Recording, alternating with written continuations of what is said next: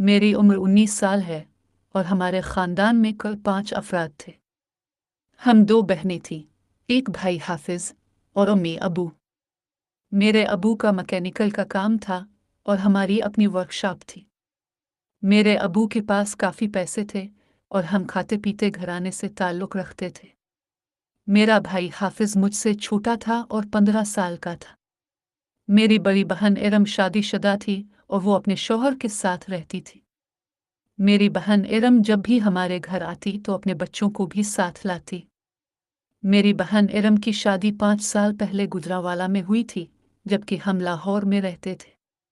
मेरा भाई हाफिज देखने में काफ़ी खूबसूरत था और एक नौजवान लड़का था। मेरी बहन इरम की उम्र तकरीबन 35 साल थी और वो भी देखने में बहुत खूबसूरत थी।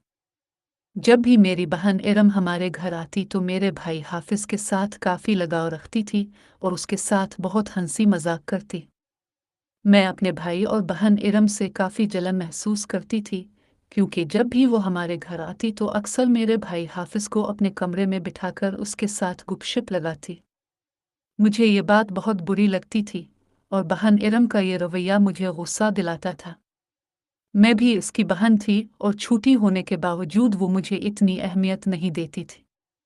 अम्मी अबू अपने कामों में मसरूफ़ रहते थे। अबू सुबह ही निकल जाते और शाम को 10 बजे वापस आते। अम्मी घर के काम काज करती और मैं भी उनका हाथ बटाती। जब मेरी बहन इरम हमारे पास आती तो अम्मी को ज़्यादा काम नहीं करना पड़ता था, क्योंकि घर के तमाम काम मेरी बहन इरम और भाई हाफिज मिलकर करते थे। मेरा भाई हाफिज मैट्रिक पास कर चुका था, लेकिन उसने इसके बाद पढ़ाई नहीं की थी। अबू कभी कभार उसे दुकान पर ले जाते और मैकेनिकल का काम सिखाते। एक दिन मैंने एक अजीब वाकया देखा और मुझे अपनी आंखों पर यकीन नहीं आया कि मेरा भाई और बहन इस हद तक गिर सकते हैं। मेरा भाई हाफिज और बहन इरम दोनों घर में अकेले थे।